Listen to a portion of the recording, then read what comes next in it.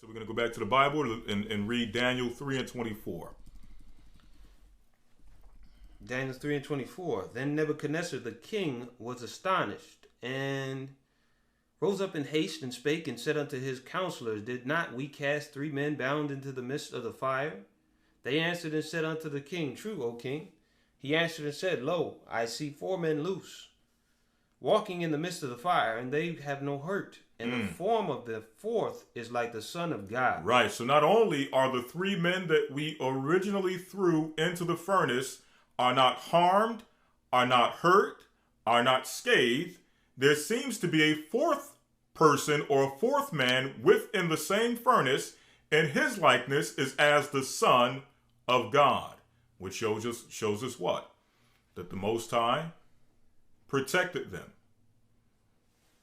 Okay? The Son of the Most High, who would later come into the earth, is who the world calls Jesus Christ, who we call YASHAYA Mashiach, was with them. Okay? Read on. Then Nebuchadnezzar came near to the mouth of the burning fiery furnace, and spake and said, Shadrach, Meshach, and Abednego, ye servants of the Most High God, come forth and come hither. Then Shadrach, Meshach, and Abednego came forth of the midst of the fire. Now you see this. Again, in this situation, as Nebuchadnezzar is deciding to throw them into the fire, these 3 men could have chosen to curse Nebuchadnezzar as he's sending men to bind them, as he's sending them to be cursed or to be judged to the fiery furnace.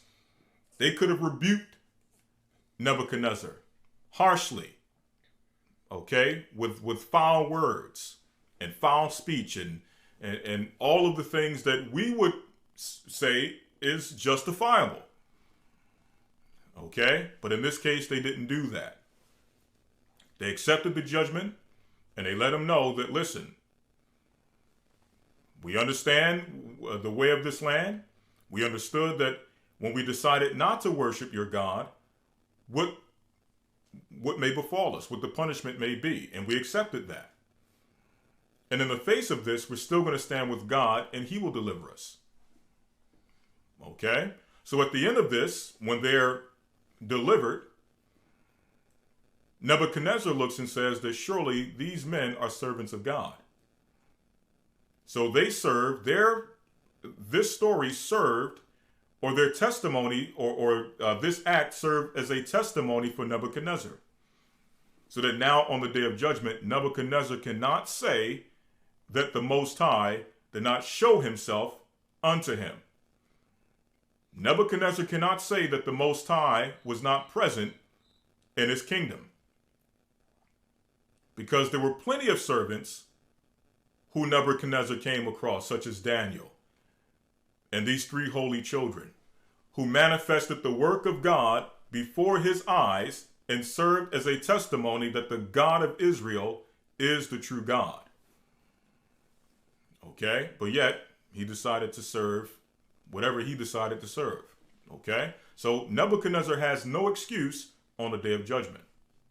And on the flip side, we have no excuse on the day of judgment. Why? Because as we're reading this story, we see what happens to those who stand boldly for the name of God, who stand boldly for the truth of God, who stand boldly for the commandments of God, even in the face of death. Okay? We see what happens. So now when we stand in these situations, we have no excuse. We can't say, well, it was a gun to my head and they told me to bow down and worship this image. We have no excuse. Okay? We have no excuse to say, well, they told me either I worship this or they're going to put me to death. We have no excuse. We have no excuse. No one can tell us either you forsake God or we're going to do this or we're going to do that. We have no excuse to say, well, just to save my life, I'm going to forsake the Most High and do what they say to preserve my life. We have no excuse. Why? Because we have plenty of examples of those who came before us and showed us the way in which we must respond in regards to our God, even in the face of death. Okay? Read on. Daniel 3 and 27.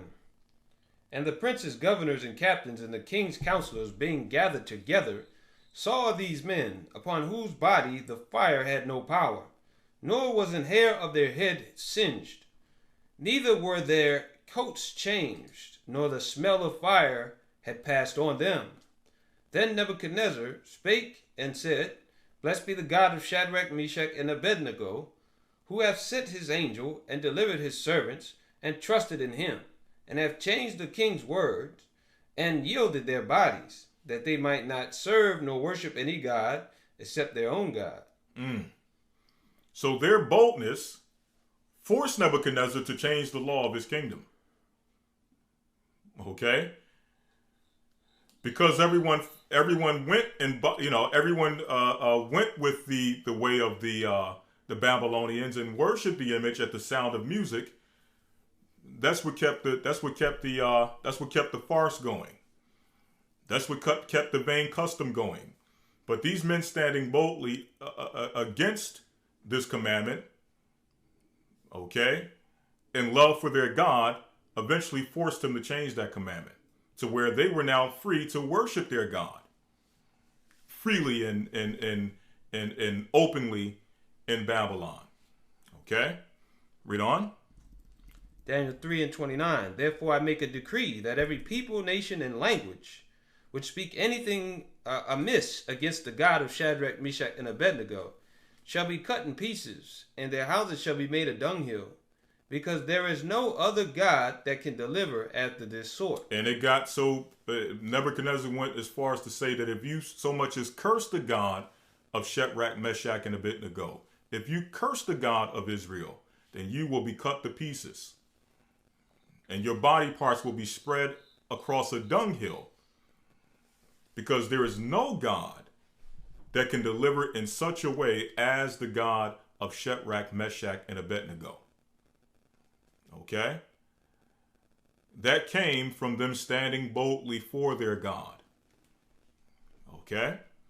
Read on. Verse 30. Then the king promoted Shadrach, Meshach, and Abednego in the province of Babylon. And it didn't stop there.